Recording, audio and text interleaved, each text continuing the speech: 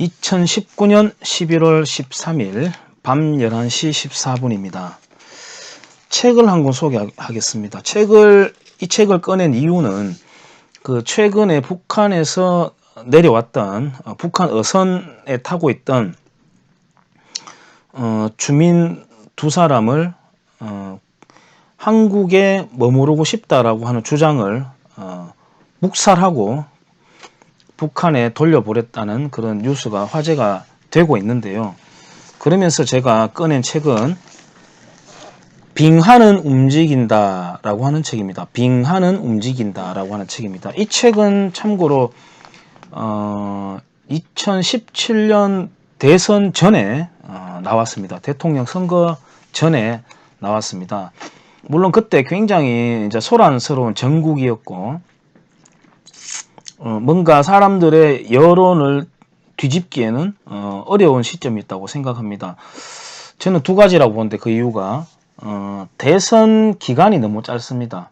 그 사람이 갖고 있는 경제관, 안보관, 그 다음에 그 사람이 이때까지 살아왔다는 그 행적을 국민들이 또 살펴보고 충분히 숙고할 수 있도록 하는 기간이 저는 너무 짧다고 봐요. 그러니까 정말 번갯불에 콩볶아 먹듯이 후다닥 해치워버리는 게 한국의 대선이고 지난번 대선은 특히나 그게 극심했다고 생각하고요. 그 다음에 두 번째는 안 읽는다는 겁니다. 사람들이 읽지를 않는다는 겁니다.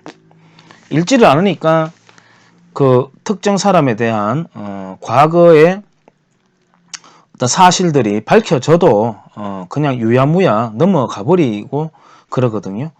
그래서 이 책이 나왔을 때 역시 저는 정말 꽤 충격을 줄 것이다. 어떤 균열을 만들 것이다. 이렇게 예상을 했는데 안 되더라고요. 그냥 이렇게 넘어가 버리더라고요. 안타까웠습니다만 이 책은 이제 송민순이라고 하는 분의 책입니다. 이분은 1979년 좀 줄여서 읽으면 이분의 양력을요. 동서분단의 현장이었던 서베를린 부영사로 시작해 인도, 미국, 싱가포르 대사관을 거쳐 강대국 정치 순환의 역사를 지닌 폴란드 주재 대사를 지냈다. 외교부 안보과장, 북미국장, 기획관리실장, 차관보로 일했다. 김영삼 대통령의 국제안보비서관, 김대중 대통령의 외교비서관, 노무현 대통령의 통일외교안보정책실장을 거쳐 제34대 외교통상부 장관을 역임했다.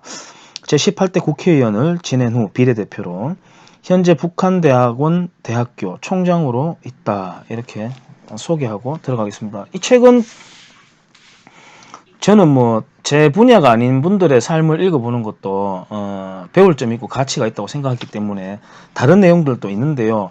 지금은 이제 이슈에 관련된 북한 인권에 관련된 것만 찾아서 제가 읽어보겠습니다. 이 책 446페이지에 있는데요. 북한 인권 흔들린 원칙이라는 제목의 책입니다. 제가 읽으면서 좀 지루해진다 싶으면 좀 건너뛰어 버리겠습니다. 유엔 인권위원회는 2003년부터 북한에서 조직적이고 광범위한 인권 침해가 자행되고 있음을 비판하고 개선을 촉구하는 결의안을 채택해왔다. 우리 정부는 2005년까지는 논란과 고민 끝에 3차례에 걸쳐 이 결의안 표결에 불참하거나 기권했다. 나는 인권이라는 인류의 보편적 가치를 존중하는 것은 어느 나라든 예외일 수 없다고 보았다. 우리가 유엔의 북한 인권 결의안 채택에 앞장설 필요까지는 없지만 회원국들의 집단적 권고인 만큼 남북관계와는 분리하여 이 결의안에 찬성하는 것이 맞다고 생각했다. 2006년 북한 인권 결의안은 11월 중순 표결 예정이었는데 9월부터 정부 내에서 이 문제가 논의되고 있었다. 그러던 중 10월 9일 북한이 핵실험을 했다. 우리는 이미 그해 7월 북한의 장거리 미사일 시험 발사 후부터 식량 지원 중단 등 대북 압박을 가하던 중이었다. 북한 인권 결의안에 대해 외교부는 찬성, 통일부는 기권으로 갈렸다. 통일부 표결 며칠 전 안보정책 조정회의가 열렸는데 통일부의 기권 주장이 우세했다. 넘어가겠습니다. 통일부 입장은 달랐다. 남북관계의 특수성을 감안해서 기권하자는 주장을 고수했다. 때 통일부는 이재정 씨입니다. 극좌 이재정 씨입니다. 남북관계의 특수성을 감안해서 기권하자는 주장을 고수했다. 실제 북한과 얼굴을 맞대고 협상하려면 그럴 수 있겠다는 생각도 들었다. 안보정책조정회의에서 결론을 낼 수가 없었다. 보통 합의된 의견을 대통령에게 건의해서 최종 결정을 받는 것이 순서였지만 이날은 할 수 없이 외교부와 통일부의 입장 그리고 안보실장의 견해를 병기해서 대통령에 보고했다. 당시 여당도 결의안 찬성에 반대하고 있었다. 대통령 여당과의 의견 충돌도 생각해야 하겠지만 명분상의 문제는 찬성 쪽으로 설득하자고 결정했다. 이런 대목들이 바로 제가 노무현 대통령에 대한 미련이 남는 거죠. 노무현 대통령 그래도 이런 부분에서는 하지만 결단을 안 했다는 것에서는 비난을 피할 수 없겠지만 그래도 미련을 가질 수밖에 없는 인물이 노무현이라고 저는 아직도 마음 한구석에 생각하고 있습니다.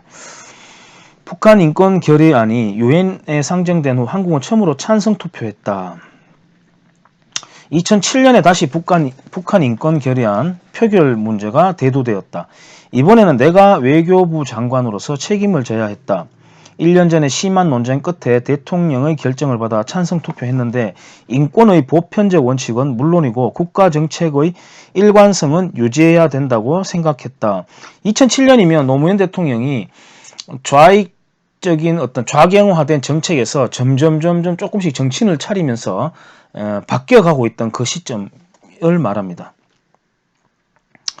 나는 이번 결의안이 이미 우리의 요구를 반영해서 크게 완화되었고 또한 우리가 북한의 인권 상태를 중시한다는 입장을 취해야 국제사회도 우리의 대북 정책에 신뢰를 보이고 지원할 것이라고 주장했다. 그런데 이재정 통일부 장관, 김만복 국정원장, 백종천 안보실장의 입장은 달랐다. 북한 인권 결의안이 제가 지금 힘줘서 불러준 이 이름들은 나중에 북한 주민들에게 이건 좀 너무 심하나요? 재판 없이 처형되었으면 하는 바람을 갖고 있습니다. 북한 인권 결의안이 북한의 체제에 대한 내정 간섭이 될 수 있고 또 인권 결의안으로 실제 북한 인권이 개선된다는 효과를 기대할 수도 없으며 내정 간섭이라고 해서 제가 잠깐 꼽사리에 끼어들어서 말하지만 중국이 대한민국에 내정 간섭할 때 이 인간들이 입번껏 하는 거 본 적 있습니까? 또 인권 결의안으로 실제 북한 인권이 개선된다는 효과를 기대할 수도 없으며 특히 어렵게 물고 튼 남북관계 발전에 지장을 초래한다는 이유로 기권을 주장했다. 이 사람들 이재정 씨라든지 김만복 씨가 주장하는 어렵게 물고 튼 남북관계는 어떤 남북관계를 말하는 걸까요? 굴종의 남북관계를 말합니다.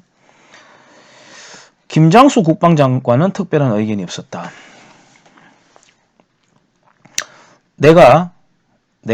내가라는 건 이제 송민순 씨를 말합니다. 꼭 그렇다면 찬성과 기권 입장을 병렬해서 지난해처럼 대통령의 결심을 받자.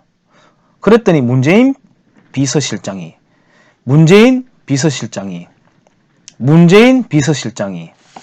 왜 대통령에게 그런 부담을 주냐면서 다수의 의견대로 기권으로 합의해서 건의하자는 것이었다. 내가 동의할 수 없다면서 버티자 회의는 파행되었다. 이러한 상황은 대통령에게 보고되었다. 나의 주장이 계속되자 국정원장이 그러면 남북 채널을 통해서 북한의 의견을 직접 확인해 보자고 제안했다. 범인에게 의견을 물어보자는 거죠. 김만복 씨요. 김만복 국정원장이 그런 제안을 했다고 합니다. 다른 세 사람도 그 방법에 찬동했다. 나는 그런 걸 대놓고 물어보면 어떡하나? 나올 대답은 뻔한데 좀 멀리 보고 찬성하자라고 주장했다. 이 송민순 씨는 계속 주장을 했어요. 그렇게 한참 논란이 오고 간 후 문재인 실장이 일단 남북 경로로 확인해보자고 결론을 내렸다. 더 이상 논쟁할 수가 없었다. 한밤에 청와대를 나서면서 나는 심한 자괴감에 빠졌다. 남북관계를 좀 더 진전시켜 두고자 하는 의지는 이해할 수 있었으나 이런 방식으로 남북관계의 허상을 쫓지는 말아야 한다고 생각했다. 일기처럼 아주 자세하게 묘사하고 있죠. 다음 날인 11월 19일 아침 대통령을 수행해서 싱가포르로 출국했다. 11월 20일. 자, 한번 보세요. 국정을 운영한다는 최고직에 있는 사람들이 어떤 이 시트콤 같은 행동들을 했는지. 11월 20일 저녁 대통령의 숙소에서 연락이 왔다. 방으로 올라가 보니 대통령 앞에 백종천 안보실장이 쪽지를 들고 있었다. 그날 오후 북측으로부터 받은 반응이라면서 나에게 읽어보라고 건네주는 것이었다. 예, 범인으로부터 쪽지가 왔어요. 자, 여기서 이제 그 쪽지에 대한 내용입니다. 역사적 북남 순회 회담을 한 후에 반공화국 세력의 인권 결의안에 찬성하는 것은 정당화될 수 없다. 북남 관계 발전에 위태로운 사태를 초래할 테니 인권 결의 표결에 책임 있는 입장을 취하기 바란다. 남측의 태도를 주시할 것이다. 라고 범인이 쪽지를 보내온 겁니다. 북한에서. 라는 요지였다. 당연히 예상했던 반응이었지만 적반하장이라고 생각했다. 나는 백 실장을 보면서 이렇게 나올 줄 모르고 물어봤느냐고 했다. 분위기가 심상치 않자 백 실장은 자리에서 떴다. 나는 달리 쳐다볼 곳이 없어 한참 천장을 쳐다보고 있었다. 차가운 침묵이 흘렀다. 대통령도 기분이 착잡한 것 같았다. 그러면서 노무현 대통령이 이렇게 말을 해요. 북한한테 물어볼 것도 없이 찬성 투표하고 송 장관한테는 바로 사표를 받을까 하는 생각도 얼핏 들었는데 하며 말을 끝맺지 않았다. 외교장관이 알아서 찬성 투표하게 해서 국제사회에서 우리의 체면은 살리고 그 후 장관을 해임하여 북한에 대한 입지도 살리는 고육지계를 생각했던 것으로 보였다. 나는 그게 오히려 맞습니다. 지금 이 방식은 우리의 대북 정책에도 좋지 않고 대외 관계 전반에도 해롭습니다. 라고 했다. 노 대통령은 그런데 이렇게 물어까지 봤으니 그냥 기권으로 갑시다. 묻지는 말았어야 하는데 송 장관 그렇다고 사표 낼 생각은 하지 마세요. 라고 했다. 아이고, 노무현 대통령에 대해서는 정말 어떻게 해야 되겠습니까? 이 순진도리가. 정부 임기가 6개월 정도만 남았더라도 사표를 냈겠지만 석 달을 앞두고 나의 명분만 차리겠다고 명령을 차리겠다고 그렇게 할 수는 없었다. 노 대통령은 잠시 후 나 참 공기가 무거워서 안 되겠네 하면서 침실로 들어갔다. 이날 청와대 대변인은 노 대통령이 외교장관과 안보실장으로부터 북한 인권 결의안에 대해 보고를 받고 기권 방침을 결정했다고 언론에 설명했다. 다음 날 유엔에서 한국은 북한 인권 결의안 투표에 기권했다. 4년 사이 한국은 이 결의안에 대해 불참, 기권, 찬성, 기권으로 가는 지그재그 행보를 걸었다. 이 지그재그 행보를 걸으면서 불참, 기권 이걸 이끌어낸 혁혁한 공로자는 바로 문재인, 이재정, 김만복, 백종천 이런 사람들입니다. 자, 이런 사실들이 있었고 이런 사실들을 뒤로 한 채 대통령 선거가 후다닥 치러졌고 어떤 한 사람이 청와대에 들어앉게 된 겁니다. 그리고 지금 북한 주민들이 내려와도 죽으라고 다시 돌려보내버리게 되는 이런 상황으로 접어들게 된 것입니다. 문재인 씨를 욕하죠. 보통 이 살인자다. 죽을 걸 뻔히 알면서 어떻게 보내느냐. 살인자다라고 하는데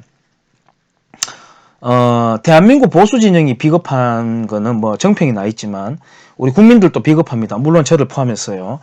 그러한 살인 공조자를 누가 뽑았습니까? 누가 뽑았나요? 투표로 안 뽑았습니까? 국민들이 공범입니다. 감사합니다.